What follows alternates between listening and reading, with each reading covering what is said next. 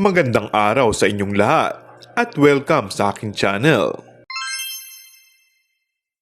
Tila madadagdagan ng mga bigating pangalan ang bagong cast ng FPJ's Batang Quiapo, kaya't mas lalo na naman itong aabangan ng loyal viewers ng programang binuo ng Dreamscape Entertainment at ng grupo ni Coco Martin bilang direktor. Ibinunyag ni Coco na may papasok na mga bagong karakter na tiyak na ikakagulat ng mga fans.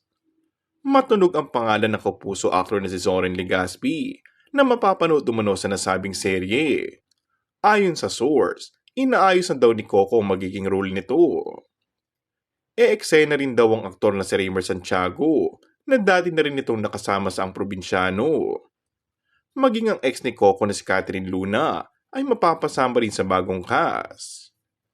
Maaalalang kamakailan ay ipinahanap ito ni Coco matapos ang naging interview nito sa programa ni Julius Babaw.